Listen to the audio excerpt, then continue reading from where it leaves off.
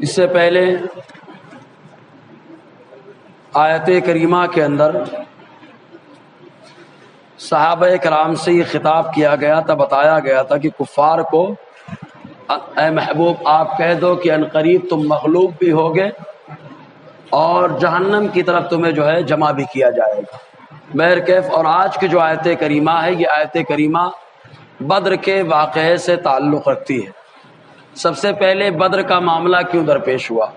دیکھیں ابھی ہمارے سامنے 26 آیتیں وہ رہی کہ جن پہ ہنگامہ آرائی کی ایک نالائق نے، اور ہنگامہ آرائی اس نے اس لیے کیا کہ قرآن کی آیت کو وہ سمجھ نہ سکا۔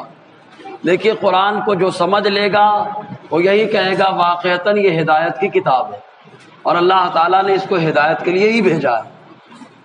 تو بہرکیف تو جو آج کی آیت کریمہ ہے یہ بدر کے تعلق سے ہے۔ بدر ایک کنویں کا نام تھا، یا کچھ لوگوں نے کہا بدر جو میدان ہے اس میدان ہی کا نام تھا، کچھ لوگوں نے کہا اس میدان میں کنواں تھا، اسی کنویں کی نسبت سے اس کو بدر کہا جاتا ہے۔ اس کا معاملہ کیوں پیش ہوا؟ تو اس تعلق سے جو سیرت کی کتابوں میں اور تفاسیر کی کتابوں میں ملتا ہے وہ یہ ہے کہ حضور صلی اللہ علیہ وسلم صحابہ کرام کے ساتھ جب مدینہ طیبہ کے اندر امن و چین اور سلامتی کے ساتھ رہنے لگے، کفار کو کبھی یہ گوارا نہیں ہوا کہ مسلمان سکون سے رہے، اور جب مسلمان سکون سے رہنے لگتا ہے تو کفار میں بے چینی آ جاتی ہے، تو مسلمانوں کے امن و چین اور سکون کو غارت کرنے کے لیے رات دن ایک کر دیتا ہے۔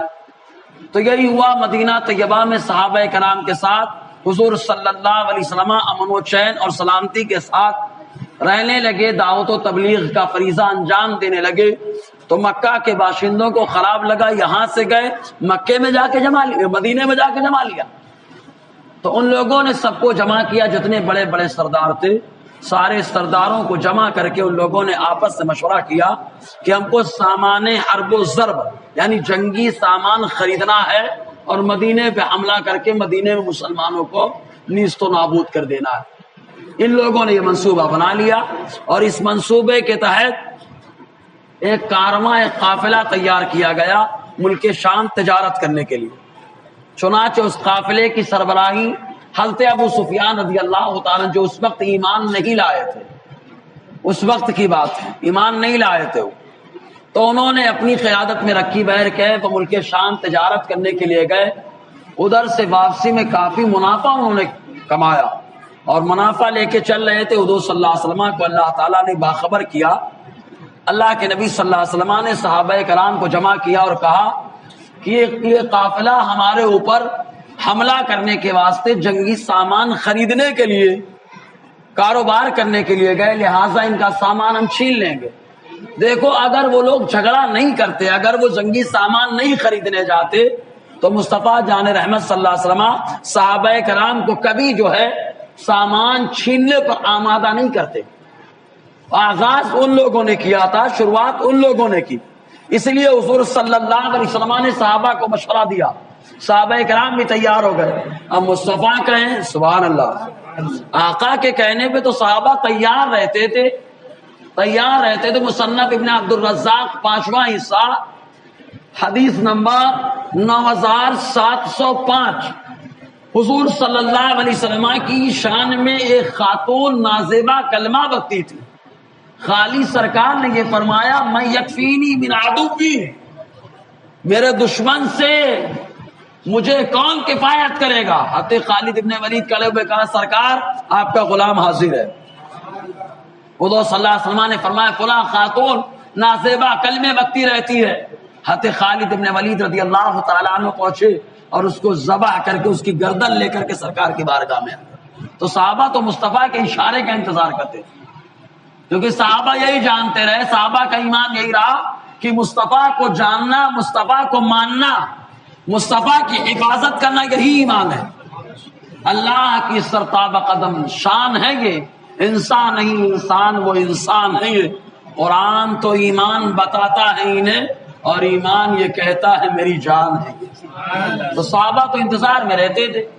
تو صحابہ کرام نکل پڑے مدینہ طیبہ سے، ابو سفیان رضی اللہ تعالیٰ، چونکہ بعد میں صحابی ہوئے آج تو اسی لیے رضی اللہ تعالیٰ.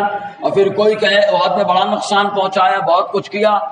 تو ابھی میں درس دیکھا اپنی مسجد میں کہ ایک آیت کریمہ سورہ صاف کے اندر اللہ تعالیٰ فرماتا ہے کیا تم کو میں ایسی تجارت کے بارے میں نہ بتا دوں تنجیکم من عذاب علیم، جو تم کو دردناک عذاب سے بچا لے. اس میں ایمان کا تذکرہ ہے کہ ایمان لاؤ، جب ایمان لاؤ گے تو کیا ہوگا، یغفر لکم ذنوبکم. ایمان کی برکت یہ ہے کہ اللہ تبارک و تعالیٰ ایمان لانے سے پہلے جو بھی گناہ ہوئے ہوتے ہیں ایمان کی برکت سے اللہ تعالیٰ سارے گناہوں کو ختم فرما دیتا ہے. تو احد میں لاکھ ان سے ان کے ذریعے سے نقصان ہوا، لیکن کلمہ پڑھ لیے قرآن کہتا ہے ان کے سارے گناہ معاف ہو گئے.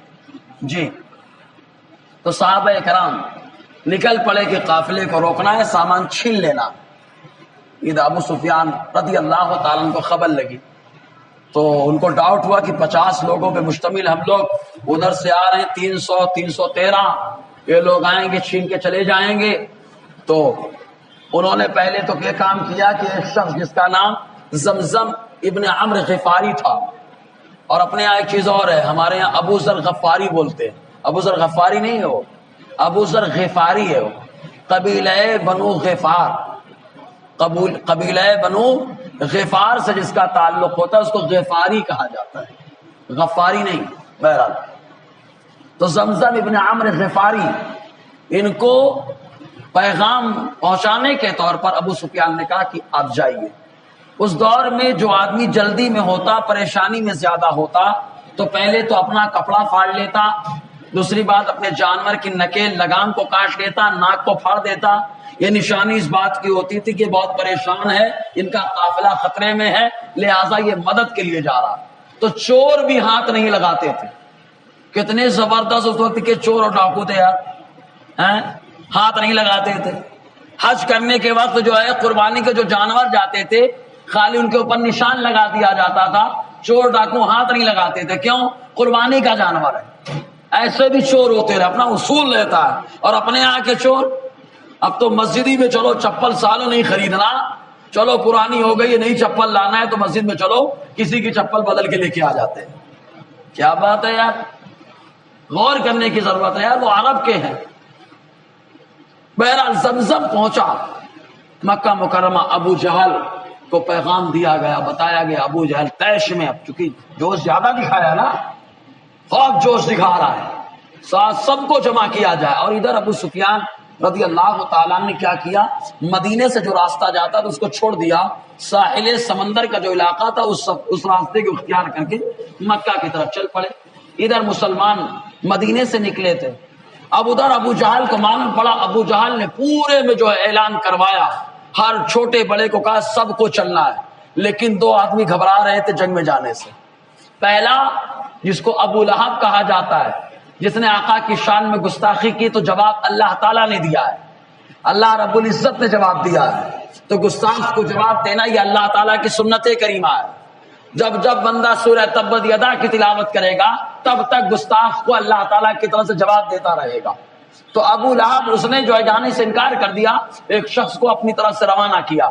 ایک اور شخص تھا جس کو امیہ کہا جاتا تھا، اپنے آپ کو بہت لگاتا تھا یہ وہی نالائق ہے جو حضرت بلال پہ ظلم و تشدد کیا کرتا تھا.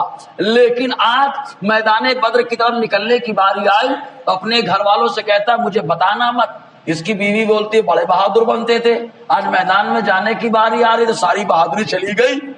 تو اس نے کہا کہ میں عزا اور حبل کی قسم کھا کے کہتا ہوں میرا دوست سعد بن معاذ جب بھی مدینے سے یہاں آتا ہے میرے پاس ہی ٹھہرتا ہے. اس نے بتایا کہ میرے نبی نے فرمایا ہے امیہ میرے ہاتھ سے مارا جائے گا، لہذا میں جاؤں گا تو مارا جاؤں گا.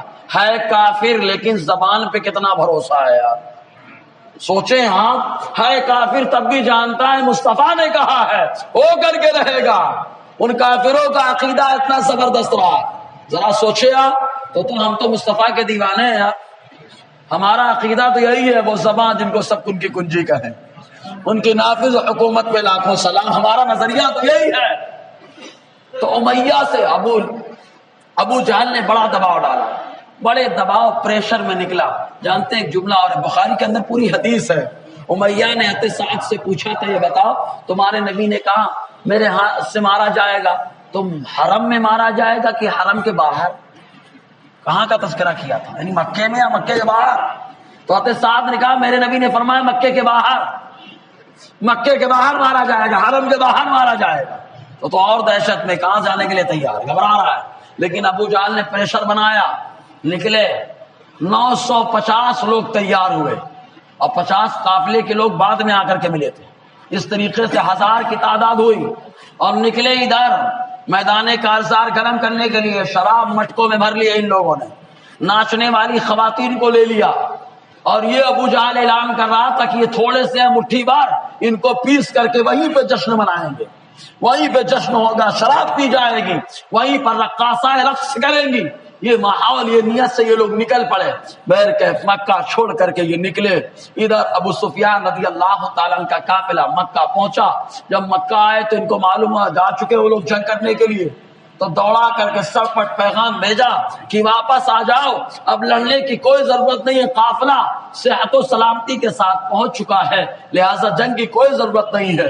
تو ابو جہل دین کیا مارتا ہے؟ کہتا ہے مرد نکلے ہیں، مرد جب تک جنگ فتح نہیں کر لیتے تب تک واپس نہیں آتے۔ ایسا مرد نکلا تھا کہ اس مرد کو 2 بچوں نے جہنم پہنچایا، ایسا مرد تھا، بچوں نے جہنم پہنچایا۔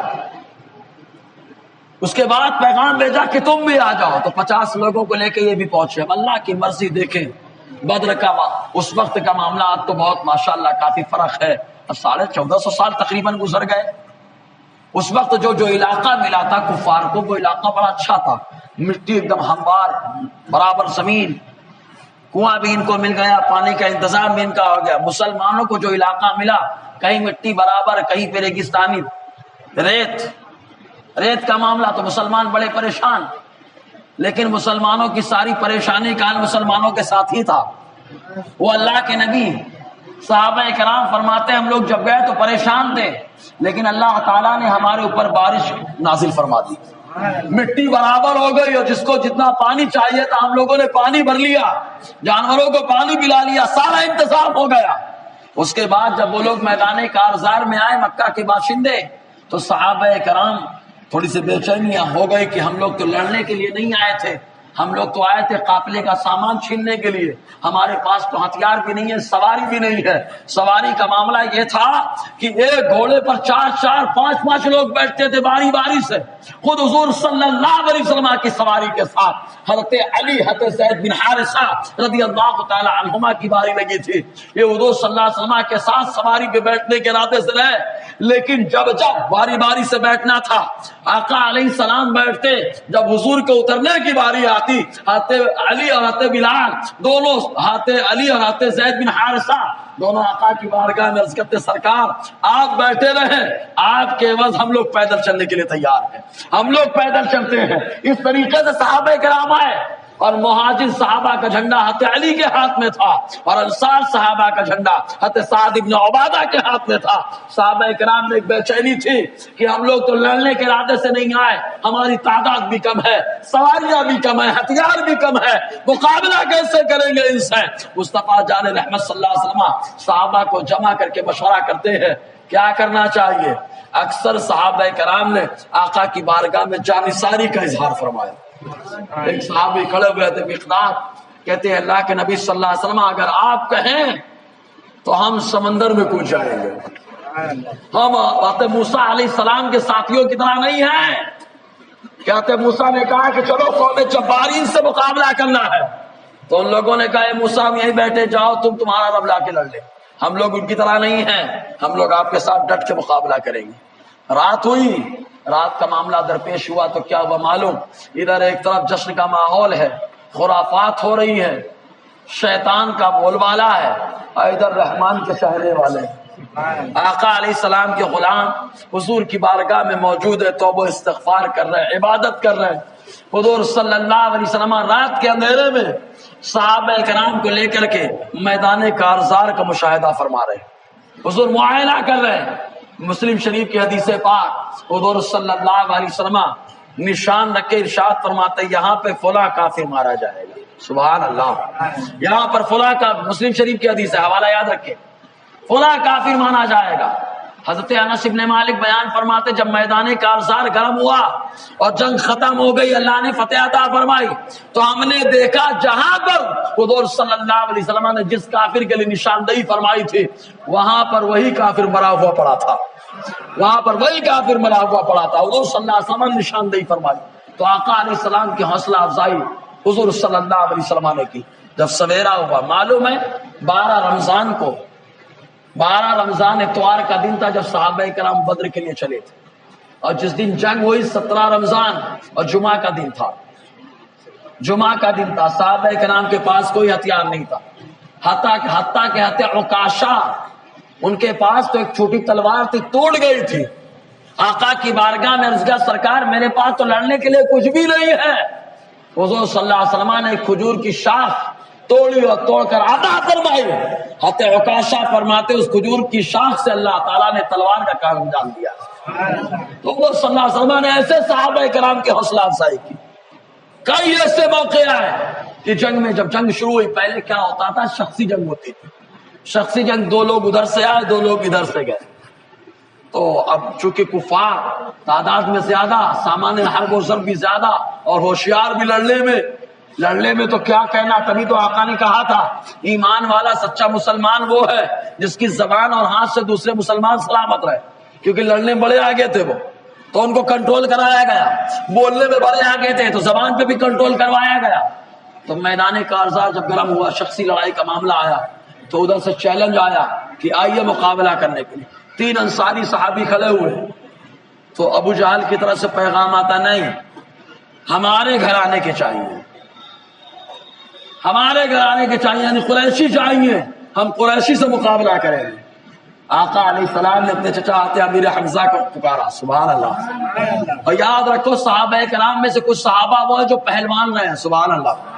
پہلوانی کرنا بھی صحابہ کی سنت ہے، ہمارے یہاں تو بس خالی بس سونا کھانا یہی رہنا، پہلوانی کرنا معلوم۔ حضرت علی بھی پہلوان، حضرت امیر حمزہ بھی پہلوان، حضرت مصعب ابن عمیر بھی پہلوان، اور آقا علیہ السلام کے دوسرے خلیفہ حضرت عمر بھی پہلوان رہے۔ حضرت عمر کی پہلوانی کا لوہا جانتے پورے عرب میں مانا جاتا تھا۔ عرب میں ایک بازار تھا جس کا نام تھا عکاظ، بازار عکاظ کے اندر ایک دنگل لگا کرتا تھا، دنگل۔ اس دنگل میں بڑے بڑے پہلوان آیا کرتے تھے، اور ان پہلوانوں کو جو شکست دے دیتا، پٹخنی دے دیتا، وہ پورے عرب میں اس کا لوہا مانا جاتا تھا۔ تو ایک بار اتفاق ایسا ہوا کہ حضرت عمر رضی اللہ تعالیٰ بازار عکاظ میں پہنچے، تو جب بازار عکاظ میں پہنچے دنگل لگا ہوا، چیلنج دیا گیا، حضرت عمر نے چیلنج کو قبول فرما لیا۔ یہ وہی عمر ہے جن کے بارے میں آقا نے فرمایا تم لوگ عمر کا تذکرہ زیادہ کیا کرو، اس لیے کہ عمر کا تذکرہ کرو گے تو انصاف کا تذکرہ کرو گے، اور جب انصاف کا تذکرہ کرو گے تو اللہ کا ذکر ہو جائے گا۔ تو عمر کا ذکر اللہ کا ذکر ہے، سوچے جب عمر کا ذکر اللہ کا ذکر ہے تو مصطفیٰ کا ذکر یہ تو بدرجہ اولا خدا کا ذکر ہے۔ تو حضور صلی اللہ علیہ وسلم پر ایمان لانے سے پہلے حضرت عمر دنگل میں بڑے بڑے پہلوانوں کو پچھاڑ دیا تھا۔ یہی وجہ ہے کہ جب ایمان لائے تو کفار میں دہشت طاری ہو گئی، عمر بھی کلمہ پڑھ لیے، پورے عرب کا پہلوان کلمہ پڑھ کے مشرف اسلام ہو گیا۔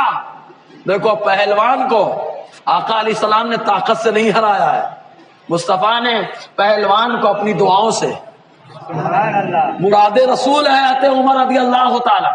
حدیث پاک میں جب سے ایمان لائے اور پہلا سوال تھا کلمہ پڑھے، چونکہ حضرت امیر حمزہ بھی پہلوان، حضرت علی بھی پہلوان، حضرت مصعب بن عمیر بھی پہلوان۔ یہ دار القم میں جب حضور بیٹھتے تھے سارے پہلوان جمع رہتے تھے، زور سے بولے یار، جمع رہتے تھے۔ جب حضرت عمر جو پہلوانوں کے پہلوان، عکاظ میں جنہوں نے اپنی پہلوانی کا لوہا منوایا، جب کلمہ پڑھ لیا تو حضور سے پہلا سوال یہ تھا آپ ہمیں بتائیں کیا ہم لوگ حق پہ نہیں ہیں؟ حضور نے فرمایا ہم لوگ حق پہ ہیں۔ حضرت عمر نے کہا جب ہم حق پہ ہیں تو اب چھپ کے عبادت نہیں ہوگی، اب تو خانہ کعبہ کے اندر کھلم کھلا عبادت کی جائے گی، کھلم کھلا عبادت کی جائے گی۔ مصطفیٰ مسکرانے لگے۔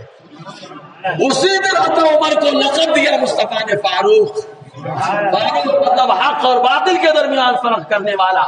آقا علیہ السلام کھڑے ہوئے، صحابہ کرام دو قطار میں آ گئے، ایک قطار میں آگے عمر، دوسری قطار میں آتے امیر حمزہ، اور بیچ میرے مصطفیٰ۔ صحابہ خانہ کعبہ میں پہنچتے ہیں، کھلا مکہ کے باشندوں کے سامنے اللہ کی عبادت کی لذتیں لے رہے ہیں۔ تو حضرت عمر رضی اللہ عنہ، تو ان لوگوں نے چیلنج کیا بدر میں، نہیں قریشی ہونا چاہیے، خالی اگر دو چار چلے جاتے تو کام ہو جاتا ہے۔ آقا نے فرمایا اپنے چچا امیر حمزہ سے، وہ بھی کھڑے ہو گئے۔ سبحان اللہ، ہم لوگ ہوتے تو یار جان کی بازی لگانا ہے کیسے جائیں، لیکن حضرت امیر حمزہ چچا ہے مصطفیٰ کے، وہ بھی جانتے ہیں آقا علیہ السلام کی شان یہ ہے کہ مصطفیٰ کے نام پر کروں تیرے نام پہ جا فدا، تو جہاں فدا، ارے دو جہاں سے بھی نہیں جی بھرا، کروں کیا کروڑوں جہاں نہیں۔ کھڑے ہو گئے، آقا نے خالی نام لیا علی، سبحان اللہ، حضرت علی کھڑے ہو گئے۔ ایک صحابی اور جن کا نام عبیدہ ہے، ابو عبیدہ نہیں عبیدہ، خالی عبیدہ، ان کا نام آقا علیہ السلام نے لیا، وہ بھی کھڑے ہو گئے۔ میدان کازا شخصی مقابلہ ہو رہا ہے، ادھر سے عتبہ عتیبہ شیبہ ہے، حضرت امیر حمزہ حضرت علی نے تو جہنم پہنچا دیا، لیکن عبیدہ رضی اللہ تعالی عنہ کی طرف ان کا پریشر زیادہ تھا، وہ گر پڑے۔ حضرت امیر حمزہ جھپٹ کر کے آئے اور آ کر کے اس کے اوپر وار کیا کافر کو، اس کو تہہ تیغ کیا۔ حضرت علی نے عبیدہ کو ہاتھ دیا، اٹھا کے کھڑا کر دیا، پہلا ہی مقابلہ ہوا، اللہ تعالیٰ نے تینوں کو فتح سے ہمکنار فرمایا تھا۔ ایک بات اور بتا دیں، حضرت امیر حمزہ دونوں ہاتھ سے تلوار چلاتے تھے، دونوں ہاتھ سے تلوار چلاتے تھے۔ حسن الغابہ کے اندر آیا، حسن الغابہ کے اندر آیا کہ میدان بدر میں دونوں ہاتھ سے تلوار چلاتے تھے، تو آپ کو کہا جاتا تھا یہ شتر مرغ کے انداز میں لڑائی کرتے ہیں۔ شتر مرغ دونوں پاؤں سے حملہ کرتا ہے، دونوں پاؤں سے حملہ کرتا ہے۔ تو کفار جو بعد میں ایمان لائے تو ان لوگوں نے کہا سب سے زیادہ نقصان انہوں نے ہم کو پہنچایا تھا جو دونوں ہاتھ سے تلوار چلا رہے تھے۔ یہ امیر حمزہ ایک دو بار نماز حضور نے نہیں پڑھی ہے، ان کی نماز جنازہ آقا علیہ السلام نے 71 بار ادا فرمائی ہے۔ کتنے بار؟ 71 بار۔ سوچے آقا علیہ السلام کے نظروں میں کیا اہمیت تھی۔ اس کے بعد لڑائی شروع ہوئی۔ اب سبھی کو معلوم ہے بدر میں اللہ تعالیٰ نے فرشتوں کی مدد بھیجی، فرشتوں کی مدد بھیجی 5000، سبحان اللہ، پہلے 1000 پھر 3000 5000، اللہ نے فرشتوں کی مدد بھیجی۔ صحابہ کرام کہتے ہیں ہم نے تلوار ٹانگی ہے مارنے کے لیے، اس سے پہلے ہی کافر کی گردن کٹ جاتی تھی، اس سے پہلے ہی کافر کی گردن کٹ جاتی۔ ایک صحابی آیا آقا کی بارگاہ میں، کہتے اللہ کے نبی صلی اللہ علیہ وسلم ایک کافر کی طرف میں ذبح کرنے کے لیے قتل کرنے کے لیے جا رہا تھا، اتنے میں ایک آواز آ رہی، یا خیسوم اقدم، اے خیسوم آگے بڑھو آگے بڑھو، اور اس کے بعد اس کی گردن کٹ گئی۔ یہ کس کی آواز تھی؟